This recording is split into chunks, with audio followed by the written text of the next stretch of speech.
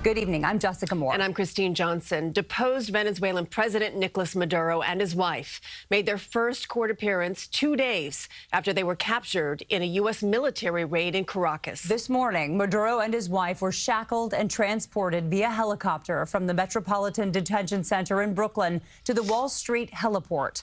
They were then taken by motorcade to the federal courthouse, where they pleaded not guilty to drug and weapons charges. The couple was then transported inside an armored truck back to MDC Brooklyn. Following the truck was a white van with its doors open and several armed officers inside. Chopper 2 flying over the motorcade as it entered the Brooklyn Battery Tunnel. Several minutes later, a black motorcade came out and headed to the jail. So clearly their security for today's arraignment was very tight. Outside the courthouse, dueling groups of protesters from international to national implications. We have team coverage. But let's begin with Alice Gaynor, who was inside the courthouse during this hearing today. Alice? The entire proceeding lasted about 30 minutes, and throughout his time in the courtroom, Nicolas Maduro was taking notes. He was protective of his notes. He even asked afterward if they would be respected, and prosecutors said they would work with marshals to make sure his notes were contained appropriately. Both defendants have retained private U.S. attorneys that work here in the United States, and several times the judge had to cut off both defendants when they tried to say so much more than what had been asked of them. Ousted Venezuelan President Nicolas Maduro stood and told the judge, quote, "I'm innocent. I'm not guilty. I'm a decent man. I am still president of my country." Wearing orange sneakers, tan pants, an orange shirt with a dark top over that, and headphones to hear the interpreter, Maduro also went on a rant, saying he was captured at his home. The judge had to cut him off. His wife, Celia Flores, also told the court she was not guilty, completely innocent. Her attorney told the judge Flores suffered injuries during her capture. Her forehead and an eyelid were bandaged, and he says she may have fractured or severe bruising on her ribs. The judge said both will get full medical attention. U.S. forces took the two into custody in Caracas early Saturday and brought them to the U.S. The 25-page indictment alleges Maduro, his wife, and 4 others, including his son, have for decades partnered with some of the most violent and prolific drug traffickers and narco-terrorists in the world to distribute tons of cocaine to the United States to make themselves rich. The charges include narco-terrorism conspiracy, cocaine importation conspiracy, and possession of machine guns. There are legal questions whether the U.S. has the legal authority to pursue charges against a sovereign head of state. We don't recognize Maduro as the president of Venezuela. We say he is illegitimate, therefore he's not going to get sovereign immunity here. Flores' attorney says his client is in good spirits, releasing a statement that reads in part, quote, "The First Lady is aware that there is a long road ahead and is prepared." We have not yet heard back from Maduro's attorney. The next court date is set for March 17th. Jessica, Christine? Alice, was there any discussion about bail today? They were asked whether or not they were making a bail application. They said not at this time, but they may do so in the future. Alice Gaynor, thank you. Venezuelans are divided over Maduro's capture, with strong reaction coming from both sides. Some happy he was captured, others angry with President Trump's actions. Mahsa Saeidi spoke with Venezuelans in Lower Manhattan. Oh, I'm so excited for the people of Venezuela. Outside the arraignment of Venezuelan President Nicolas Maduro Monday, small dueling rallies.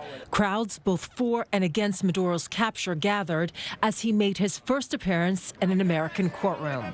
NYPD officers used barricades to separate the two groups. The people united will never be defeated. I'm feeling very, very happy, very, very excited. This woman came to New York 3 years ago after she says Maduro's government stripped her university of its independence. She dropped out of school and has been working to support her family back home since. Now, new hope. We don't have nothing better than Venezuela. Yeah. You're planning on going back now? Yes. Yes. I think Trump have good intentions for Venezuela. This is a looting that's taking place right now. Venezuela has the largest oil reserves on the planet. William Camacaro, who came here from Caracas in 1992, says he believes President Trump, quote, kidnapped his country's leader to take resources. All the natural resources of Venezuela belong to the Venezuelan people. How is your family in Venezuela right now? Everybody is in panic because this is something completely new. Marico. Tonight, protesters sharing videos taken by family members back home. You can see and hear explosions as the U.S. struck military sites in Caracas early Saturday. And as you can see, there are dozens and dozens of uniformed NYPD officers here. At one point, we saw protesters clash, yelling and shoving each other. Outside of that, the demonstrations have been largely peaceful. In Lower Manhattan, I'm Mahsa Saeidi, CBS News, New York. The UN Security Council held an emergency meeting today where many voiced opposition to the U.S. military operation. And Ali Bauman joins us now with more on what exactly was discussed, Ali. Well, Christine and Jessica, the Trump administration officials are briefing a select group of bipartisan congressional leaders this afternoon on the military raid which captured Nicolas Maduro and his wife. This briefing generally happens before or immediately after a major military operation occurs. Nicolas Maduro's former deputy, Delcy Rodriguez, is officially the acting president of Venezuela. At her swearing-in ceremony Monday, Rodriguez said in Spanish, "I come with sorrow for the kidnapping of two heroes."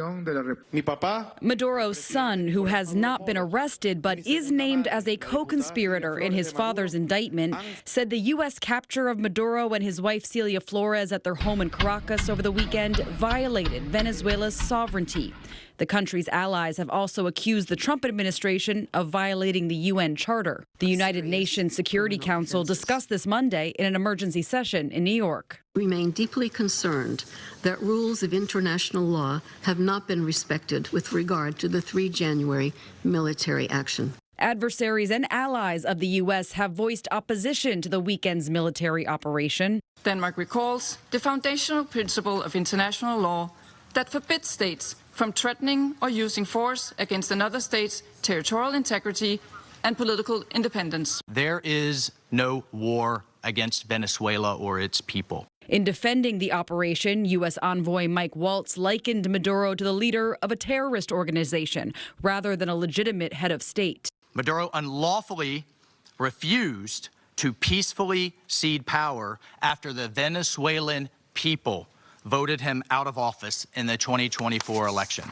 So therefore, Maduro was a fugitive from justice. On Capitol Hill, some lawmakers are questioning why the White House did not notify Congress in advance. The U.S. invading another nation and knock over its leadership gives a green light to other dictators around the world like Vladimir Putin or Xi Jinping to do the same. He was never the legitimate leader. He is not the rightful president. Indeed, he is a criminal that has now been brought here to the United States to face justice, as he should have been a long time ago. The Cuban government said 32 of its citizens were killed in the U.S. action in Venezuela over the weekend, but it's still unclear how many Venezuelans died. Ali, thank you. Well, major U.S. airlines flying to and from the Caribbean again after a weekend of serious disruptions. The FAA closed the skies over much of the area Saturday due to the military action in Venezuela. More than 1,100 flights were canceled in the U.S. Virgin Islands and Aruba airports, among others.